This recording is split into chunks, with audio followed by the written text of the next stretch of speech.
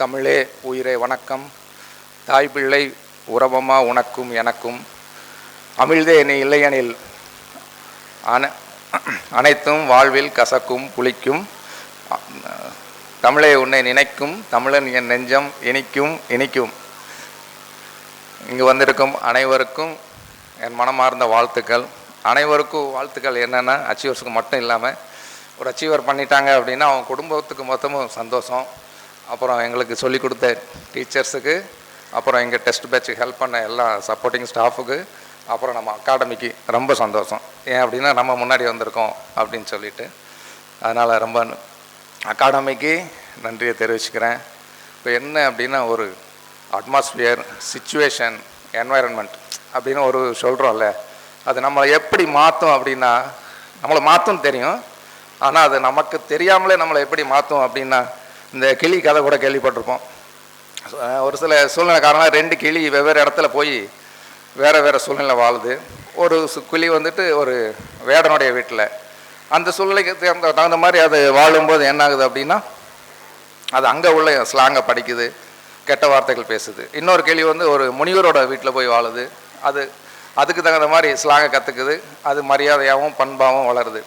அப்போ இந்த சூழ்நிலையை நம்ம அடாப்ட் பண்ண வேண்டியிருக்கு. அந்த சூழ்நிலைக்குள்ளே வரும்போது நம்ம ஒன்றுமே செய்ய வேண்டாம். இங்கே என்ன மற்றவங்க செய்கிறாங்களோ இந்த சூழ்நிலைகளில் இருந்து அதை நம்ம ஃபாலோ பண்ணாலே அந்த சூழ்நிலையில் வந்து நம்ம என்ன அச்சீவ் பண்ணி வர்றோமோ அதை வந்து நம்ம கற்றுக்குவோம். இந்த பொதுவாக நம்ம எப்போவுமே சொல்லுவோமே, கம்பன் வீட்டு கட்டுத்தெரியும் கவிபாடும் அப்படின்னு சொல்லுவோம். அப்புறம் ஒரு நன்னீராக இருக்கிறோம், நம்ம பாலோட கலந்துட்டு நம்மளும் பாலோட ஆயிடுவோம். இது மாதிரி அப்புறம் அட்மாஸ்பியர் என்ன வருது அப்படின்னா, ஒரு துளி வெள்ளம் பெரிய மேக மூட்டத்தில் இருக்குது, அது ஒரு குடும்பம் மாதிரி. அந்த துளி வந்து என்ன பண்ணுது அப்படின்னா, கிராவிட்டி ஃபோர்ஸ் கீழே பூமியை நோக்கி வருது. அந்த துளி, ஐயோ நம்ம கீழே நோக்கி போகிறோமே, என்ன நடக்கும் நமக்கு? நம்ம போய் ஏதாவது தீயில விழுந்துருவோமா, ஏதாவது தூள் மிட்டியில் கலந்து ஒன்றுமில்லாமல் போயிடுவோமா அப்படின்னு யோசிக்குது, பயப்படுது, என்ன ஆக போகுது எனக்கு அப்படின்னு. ஆனால் அந்த துளி வந்து ஒரு சிப்பியின் வாயில் வந்து விழுது, அது வந்து காலப்போக்கில் முத்தாக மாறுது. அப்போ அந்த அட்மாஸ்பியரை நம்ம தேடி போகணும். இந்த அட்மாஸ்பியரை கொடுக்குற இடம் வந்து இந்த அகாடமி. இந்த அகாடமியில் வந்து நம்ம சேர்ந்தாலே போதும். ஏன்னா இங்கே உள்ள சிச்சுவேஷன் வந்து மற்றவங்க நம்ம நடுவில் ஸ்டடி ஹாலில் நடுவில் உட்காந்தா போதும், சுற்றி யார் என்னென்ன பண்ணுறாங்க ஒரு நாள் வாட்ச் பண்ணுங்கள். அப்புறம் நீங்கள் வாட்ச் பண்ணவே மாட்டீங்க, உங்களை மற்றவங்க வாட்ச் பண்ணணும். அவ்வளோ தூரத்துக்கு நீங்கள் புக்கை விட்டு தலையை வெளியில் எடுக்கவே மாட்டீங்க. ஏன்னா அதுக்கு முன்னாடி உங்களுக்கு தெரிஞ்ச எல்லாரும் இவங்க இதை மட்டும்தான் பண்ணிகிட்டு இருக்காங்க, நானும் அதே வேலையை பண்ணணும் அப்படிங்கிறத. அதனால் வந்துட்டு இன்னொரு விஷயம் என்ன அப்படின்னா, ஸ்ட்ராட்டஜி அப்படின்னு சொன்னாங்க, யுத்தி அப்படிங்கிறது. நான் பண்ண தப்பை சொல்லிடுறேன், அப்புறம் அதுதான் நல்லாயிருக்கும். ஏன்னா நல்லது நிறையா சொல்லுவாங்க, நம்ம கேட்க மாட்டோம். தப்பை சொல்லும்போது தான் கரெக்டாக புரிஞ்சுக்கும். ஏன்னா கன்சிஸ்டன்சி என்கிட்ட கிடையவே செய்யாது. கன்சிஸ்டன்சி கிடையாதுன்னா ப்ரிலிம்ஸ் எழுதிட்டு அப்படியே விட்டுட்டேன். மறுபடியும் மெயின்ஸில் நம்பர் வருது, மெயின்ஸில் நம்பர் வரும்போது மறுபடியும் ஓடி வர்றேன், இந்த மாதிரி டெஸ்ட் பேட்ச் போடலாம் அப்படின்னு சொல்லிட்டு. டெஸ்ட் பேட்சும் வந்துட்டு எப்படி அப்படின்னா, நீங்கள் இன்றைக்கி தான் படிக்க ஆரம்பிக்கிங்க பரவாயில்ல, ஆனால் டெஸ்ட் பேட்சில் ஜாயின் பண்ணிடுங்க, அதுதான் ரொம்ப ஹெல்ப்பாக இருக்கும். ஏன்னா இதுக்கு முன்னாடி கூட ஒரு சார் சொன்னாங்க, கப்பலில் வந்து கம்பஸ் வந்து ரொம்ப முக்கியம், அது இருந்தால் தான் நமக்கு டைரெக்ஷன் கிடைக்கும்.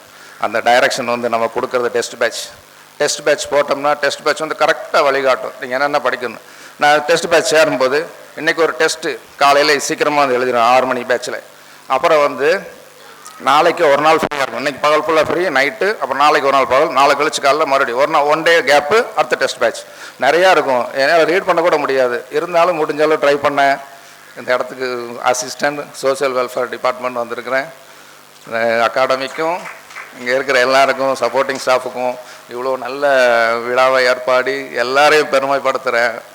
Sukesh Samuel sir, BSc BL அவர்களுக்கும், இந்த பட்டுராஜன் சார் அவர்களுக்கும், வந்திருக்கிற மேடமுக்கும் சாருக்கும் மற்றும் பெற்றோர்களுக்கும் எல்லாருக்கும் என் மனதார்ந்த நன்றியை தெரிவித்துக் கொள்கிறேன். நன்றி, வணக்கம். அனைவருக்கும் வணக்கம். இந்த இடத்துல இவங்க வந்து நிற்கிறாங்க அப்படின்னா அவங்களோட செல்ஃப் கான்ஃபிடென்ஸ் தான் வந்து. தேங்க்ஸ்.